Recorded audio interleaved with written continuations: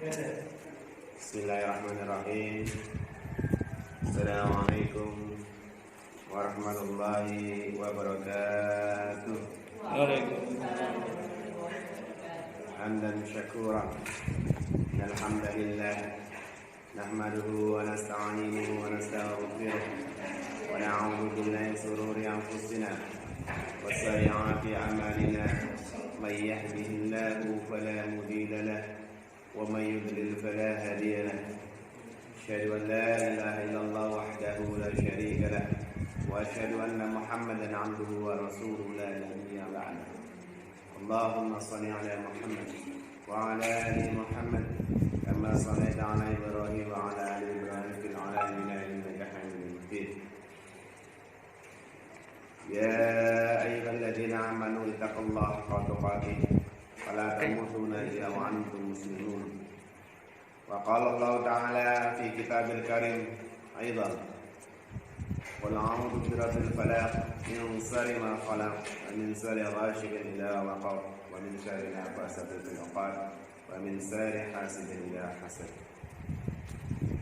Ikhwatillah, para santri yang Ustaz hormati dan sayangi, juga para asatidz semua yang hari ini diberikan kesempatan oleh Allah Subhanahu wa taala untuk kita bersama mengkaji kembali tentang hadis Arba'in Nawawi, hadis yang dikumpulkan oleh Imam Nawawi rahimahullah, hadis-hadis penting yang tingkat kesohihannya sudah diakui secara mutlak oleh para ulama.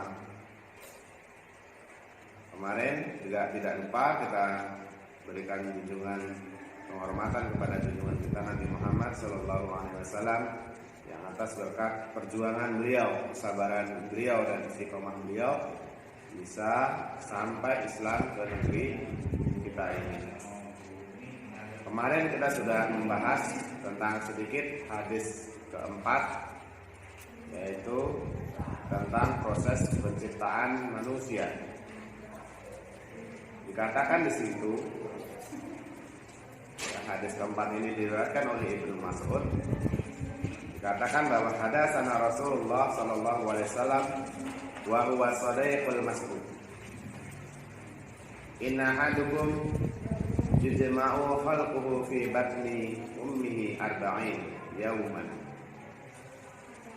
Diciptakan seluruh manusia di dalam rahim, di dalam perut ibunya, kandungan ibunya selama 40 hari.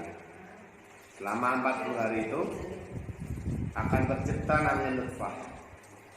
Kemarin sudah dijelaskan juga apa itu nutfah. Kemudian summa yakunu alaqah.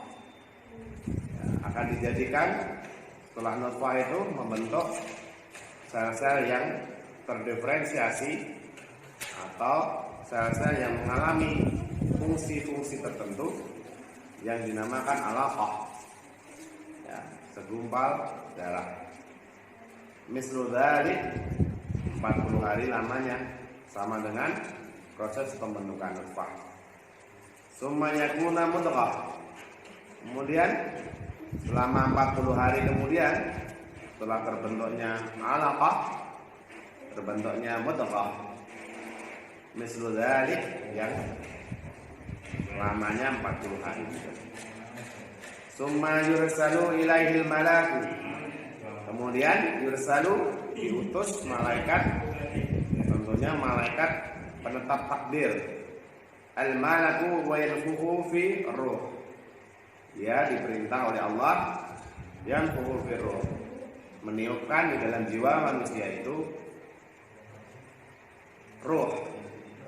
Jadi manusia itu terdiri dari dua hal. Yang pertama tadi 40 hari 120 hari namanya, itu berbentuk jasad ya. Dan yang kedua ruhiyah. Manusia tanpa ruh maka namanya mayat. Ya, makanya manusia ada ruh di dalamnya. Dan ayat selanjutnya atau kata-kata Rasulullah selanjutnya adalah wa yu'maru, dan ditulislah atau diperintahkan malaikat itu bi arba'i kalimah. Tuliskan 4 hal, 4 kalimat, 4 kandungan yang ditetapkan kepada setiap manusia. Jadi 4 hal itu sebenarnya sudah ada di Lauhul Mahfuz, ya, di dalam kitab Allah 50.000 tahun sebelum penciptaan dunia. Tapi kemudian dibawa oleh malaikat tadi ketika setiap manusia itu lahir di bumi, maka ditetapkan kembali di dalam jiwanya itu 4 hal. Yang pertama, dikatihi rizki, ditetapkan olehnya rizkinya. Ya. Jadi ketika manusia itu sebelum lahir itu sudah ditentukan rezekinya. Jadi salah bila kita itu bersusah payah atau mengkhawatirkan, susah payah tapi mengkhawatirkan rezeki yang kita akan dapat, karena Allah sudah menentukan rezeki mana, berapa rezekinya sudah ditentukan oleh Allah. Tidak mungkin setiap manusia memiliki atau mempunyai rezeki di luar apa yang sudah ditetapkan sama Allah. Ya, ada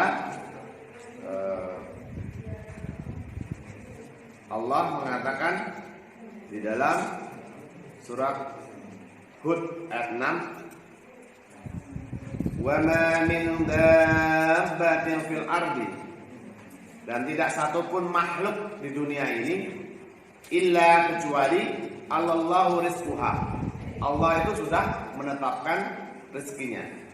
Wa ya'lamu, dan dia mengetahui mustaqaraha, tempat kediamannya, wa mustawda'aha, dan tempat untuk dia menyimpannya. Kullun fi kitabin mubin, semua itu sudah tertulis di dalam sebuah kitab. Jadi manusia itu hanya wajib berusaha. Ya, urusan hasil adalah sudah ditetapkan sama Allah. Ya, jadi ada sebuah cerita di sebuah cerita nyata di Jazirah Arab. Ya, ada seorang yang tercebur dalam sebuah sumur. Nah, kemudian didapatin oleh orang-orang di sekitarnya, kemudian diangkat ke atas. Nah, pada saat sampai di atas, dikira meninggal, ternyata orang itu hidup. Ketika hidup, kemudian dia memberikan, orang-orang sekitarnya memberikan minum air putih. Nah, ketika sudah meminum air putih itu, orang itu kemudian meninggal kembali. Dan air putih itu adalah rezeki yang Allah terakhir berikan untuk kita. Jadi itu memang banyak cara Allah itu akan memberikan rezeki. Jadi orang kalau mengkhawatirkan rezekinya, nanti anaknya makan apa, ya, nanti kalau saya sudah besar mau jadi apa, tidak usah dikhawatirkan, karena Allah sudah menetapkan. Yang menjadi tugas kita sebagai manusia adalah berusaha, ya, seperti di dalam surat At-Tolaq Allah itu selalu mengatakan bahwa wa may yattaqillah yaj'al makhraja. Jadi bertakwalah kamu dan Allah akan memberikan jalan keluar dari setiap permasalahan yang kamu hadapi, kamu alami. Wa yaraknahu, dan Allah memberikan rezekimu min haitsu ayastasib. Jadi dari segala arah yang tidak kamu minta. Jadi intinya adalah rezeki ini yang sudah ditetapkan, manusia tidak akan mendapatnya lebih atau tidak mendapatkan kurang, tapi sudah sesuai dengan rezeki yang sudah ditentukan saat manusia itu sebelum dilahirkan. Jadi jangan sampai kita bersedih hati, jangan kita sampai bersusah payah sehingga melampaui atau menghilangkan kewajiban kita untuk beribadah, karena rezeki itu sudah ditakdirkan sama Allah. Kemudian apa lagi yang ditetapkan? Wa ajalihi, dan ajalnya, kematiannya sudah ditentukan. Jadi seperti dalam sejarah kita tahu Khalid bin Walid, panglima perang ya pada zaman Rasulullah yang menaklukkan Persia, menaskan Roma. Ya, dia ingin sekali meninggal di medan perang, tapi Allah menetapkan ajalnya bukan di medan perang. Ya, jadi ketika Khalid itu ketika bertakbir, jadi ketika musuh itu sudah berhadapan, kemudian bertakbir, Khalid itu yang pertama kali lari menerjang barisan musuh sampai belakang, baru nanti balik lagi ke depan. Ya, begitu luar biasanya Khalid, sehingga dia ingin sekali meninggal di medan perang, tapi ketetapan Allah dia tidak meninggal di medan perang, tapi di tempat tidur. Dan ketika para sahabat memandikannya, dan beberapa sahabat meriwayatkan bahwa tidak sejengkal pun di dalam tubuh Khalid itu tidak terdapat bekas luka. Jadi tubuhnya banyak sekali luka ya, bekas luka. Kemudian yang ditetapkan selain rezekinya, selain ajalnya, juga wa amalihi, dan amal-amalnya, ya, amal kebaikan-kebaikannya. Jadi setiap ketika kita sudah lahir, malaikat pencatat kebaikan, raqib dan atid sudah mendampingi kita. Jadi kemanapun dia ikut, ya. Jadi tidak perlu takut bahwa di samping kanan dan kiri kita sudah ada malaikat pencatat amal kebaikan dan keburukan. Walaupun terdetik di dalam hati pun itu akan dicatat oleh malaikat. Kemudian yang dicatat adalah wasyaqiyun aw sa'idun, kecelakaan atau wasa'idun, kebahagiaan. Jadi dia itu selama hidup tuh sengsara atau bahagia itu tidak dicatatkan. Ya. Tapi ada yang bertanya, ya, kalau sudah ditetapkan ngapain kita itu berbuat yang lainnya sudah ditetapkan. Ya. Hal ini Rasulullah sudah menuliskan. Rasulullah sudah pernah, jadi ada seorang sahabat menanyakan ini sebelumnya. Jadi ada seorang sahabat menyatakan, nah kalau kita sudah ditetapkan, ngapain kita berusaha? Mengapain kita harus berbuat sesuatu? Nah, kata Rasulullah dalam sebuah hadis juga, Rasulullah menjawab pertanyaan seorang pemuda dengan pertanyaan ini. Maka Rasulullah menjawab, beramalah kalian karena semua itu telah dimudahkan oleh Allah menurut apa yang Allah ciptakan baginya. Adapun orang yang termasuk golongan-golongan yang berbahagia, maka ia dimudahkan untuk beramal dengan amal yang bahagia. Dan adapun orang yang termasuk golongan orang yang celaka, maka dia akan beramal terhadap orang-orang yang celaka. Di sini mengidentifikasikan bahwa kita nggak tahu nih, kita mau bahagia atau celaka, kita masuk surga atau neraka, kita nggak tahu. Kalau kita tahu pasti sudah selesai. Tapi kita nggak tahu. Dan amal-amal yang kita perbuat, perbuatan-perbuatan kita yang lakukan, itu adalah untuk mendekatkan kita kepada akhir kita, apakah surga atau neraka. Dan Rasulullah sudah menjelaskan bahwa orang-orang yang ditetapkan kepada surga, maka dia akan dimudahkan dalam sebuah kebaikan. Begitu pula sebaliknya. Kemudian Rasulullah mengatakan, "Wallahil ladzi la ilaha illa ghairuh." Jadi tidak ada Allah ya, selain Dia.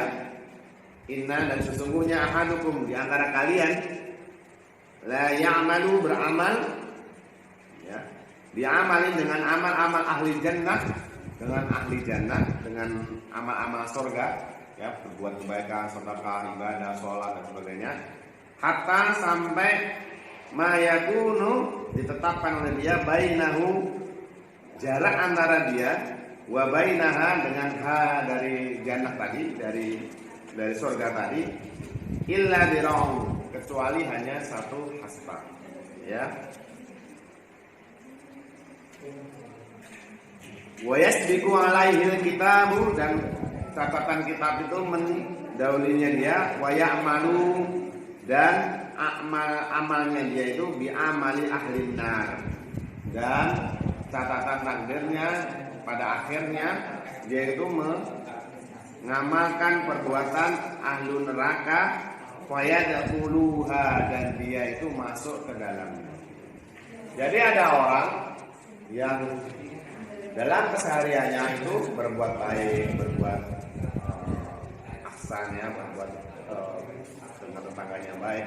Tetapi ketika dia sampai, ya, suatu saat dia itu berbuat perbuatan yang ahlun nar, sehingga dia masuk ke dalam. Ada salah satu contoh dari sahabat yang bagus, namanya Sahal bin Sa'ad. Ya, pada zamannya Rasulullah dikatakan orang ini taat sekali beribadah. Ya, berbuat baik sama sesama. Ya, dalam perang dia selalu ikut. Sampai para sahabat itu mengaguminya. Ya, sangat kagum dengan Sahal bin Sa'ad. Kemudian ditanyakan sama Rasulullah, ya Rasulullah, kita kagum nih dengan Sahal bin Sa'ad. Tapi apa kata Rasulullah? Sahal, ya, dia itu di neraka.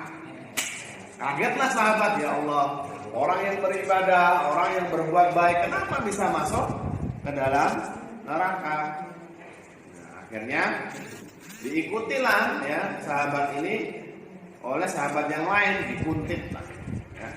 Kuntit, akhirnya dalam suatu saat di dalam suatu perang, Sahal ini tertancap beberapa tombak, ya, menancap di perutnya, dan dia di situ tidak bersabar, ya, sangat kesakitan, tidak bersabar. Akhirnya dia menghuluskan pedang dan membunuh dirinya sendiri. Jadi dia di akhirnya itu membunuh dirinya sendiri, sehingga dikatakan Rasulullah dia di neraka. Dan para sahabat baru tahu dan melaporkan kepada Rasulullah, ternyata orang yang dikagumi ini masuk ke neraka, ya, dengan kondisi dia bunuh diri dia. Makanya ada perkataan bahwa inna amalu bi khawati, segala niat itu, ya, segala orang itu, inna amalu, segala amal, maksudnya inna amalu bi khawati, segala amal itu tergantung pada akhirnya. Nah, orang-orang yang masuk atau beramal perbuatannya dengan ahli surga dan kemudian masuk ke neraka sesuai dengan hadis ini, itu ada beberapa kondisi. Yang pertama, munafik. Orang munafik, dia menampakkan amalnya, menampakkan ibadahnya, perbuatan baiknya, ya, tapi pada dasarnya dia menolak agama ini. Sehingga tampak dohirnya dia itu berbuat baik, tampak dohirnya dia beribadah, tetapi sesungguhnya dia menampakkan itu, dia membenci itu, syariat Islam dibenci, sehingga hanya untuk mengelabui orang-orang Islam. Yang kedua, kalau dia tidak munafik, berarti dia riya. Ya, segala amal yang dilakukan itu ditampakkan oleh manusia. Ya, dia ingin tidak dari keridhaan Allah, tapi dari pujian manusia. Jadi akhirnya amal-amal ibadah yang dia lakukan, kebaikan-kebaikan yang dia lakukan itu terhapus semua oleh riya. Ya. Atau yang ketiga, ya, dia melakukan perbuatan baik dan terakhirnya seperti Sahal bin Sa'ad tadi, dia melakukan atau dikasih ujian sama Allah di akhirnya, tapi dia tidak kuat menerima ujian itu dan akhirnya melakukan suatu perbuatan yang melakukan perbuatan yang batil atau perbuatan fasik. Dan sebaliknya dikatakan dalam hadis ini selanjutnya adalah wa inna, dan sesungguhnya ahadukum, salah satu di antara kalian, la ya'malu, dan beramal di amalin ahli nar, dan dia itu beramal dengan ahli neraka, hatta sampai mayakunu bainahu wa bainaha, sampai ditetapkan atau dijadikan oleh dia di antara dia dan ahli neraka ialah kecuali diraun, hanya sejengkal saja. Wa yasbiqu alaihi kitab, dan catatan kitab itu mendahulunya dia. Fa ya'malu, dia itu beramal dengan diamal ahli jannah, yaitu beramal dengan amalan penduduk surga. Fa yadkhuluha, dan dia masuk ke dalam surga. Ya. Jadi ada sebuah cerita. Ada seorang ibu punya 2 anak. Yang pertama dia anaknya soleh sekali, yang satu itu sangat jahat sekali, sangat jelek sekali ya perbuatannya. Nah akhirnya ibu itu berdoa ya, agar anaknya yang jahat ini bisa menjadi soleh seperti kakaknya. Jadi kakaknya itu di mihrab terus ya, di mihrab, di menara yang dia ingin mendekatkan diri sama Allah. Suatu saat ada kejenuhan ya, anak yang jahat ini, anak yang tidak baik ini, dia berkata sama dirinya sendiri, aku udah lama nih melakukan perbuatan jahat, aku ingin bertobat. Ya, kemudian dia buru-buru menemui kakaknya yang ada di menara, naik ke atas menara. Kemudian yang di atas menara, ya kakaknya berpikir, wah, saya sudah lama ini beribadah, ya beribadah kepada Allah. Sedangkan adikku itu bermaksiat suka-sukanya, sesenang-senangnya. Enggak apa-apalah, sekali-sekali saya bermaksiat, nanti saya bertobat. Nah kemudian akhirnya kakaknya itu turun ke bawah. Ya, tidak karena waktu itu katanya dalam sebuah cerita itu hujannya sangat lebat atau dalam keadaan gelap pada malam hari, terbenturlah antara kakak dan adik ini dalam sebuah kanal dan dua-duanya jatuh meninggal. Yang satu kemudian malaikat, dua-duanya itu ya berebut yang mana yang malaikat rahmat dan malaikat azab. Ya. Nah, anak-anak yang tadi ya yang mau bertobat, dia masuk ke dalam malaikat rahmat. Sedangkan kakaknya malah justru masuk ke yang azab, karena dia sampai akhirnya dia harus memutuskan untuk bermaksiat kepada Allah. Jadi anak-anakku semua, dari hadis ini dapat kita ambil kesimpulan yang pertama, bahwa manusia yang diciptakan oleh Allah di dalam perut rahim ibunya selama 120 hari pertama sebelum peniupan ruh terjadi. Dan itu sudah diketahui Rasulullah, sehingga membuktikan bahwa Rasulullah adalah memang nabi Allah. Ya, di tengah ilmu kedokteran yang dahulu belum pernah ada. Yang kedua, segala sesuatu, amal, ajal, terus rezeki, dan dia itu matinya di mana, itu adalah sesuatu yang perkara yang baik, yang Allah yang sudah tetapkan di setiap manusia. Manusia tidak tahu berapa rezekinya, berapa amalnya, berapa kapan dia akan meninggal, dan di mana dia akan meninggal, dan dia itu masuk surga atau neraka tidak ada yang tahu. Allah lah yang bisa tahu. Jadi kewajiban kita sebagai manusia hanya sebatas berusaha, sedangkan hasilnya ada di tangan Allah. Yang terakhir, ya kesimpulannya terakhir adalah tetaplah istiqomah ya dalam melakukan suatu perbuatan baik sampai ajal menjelang. Bisikan-bisikan setan, ajakan-ajakan setan itu akan mengakibatkan kita di akhirnya itu seperti apa. Jadi kalian sekalian harus tetap istiqomah sampai ajal menjelang. Jangan sampai di akhirnya kita malah berubah menjadi maksiat kepada Allah.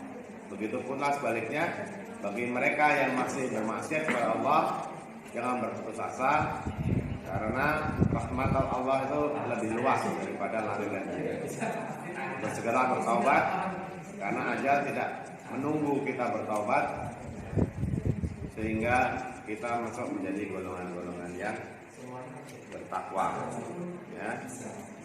Ini saja penjelasan sedikit tentang hadis Arba'in Nawawi, tentang qada dan qadar, tentang penciptaan manusia, tentang takdir adanya rezeki, amal, kemudian dia baik atau tidak di akhirnya. Insya Allah dengan hadis ini lebih memperkuat kita bahwa segala sesuatu itu sudah ditetapkan sama Allah.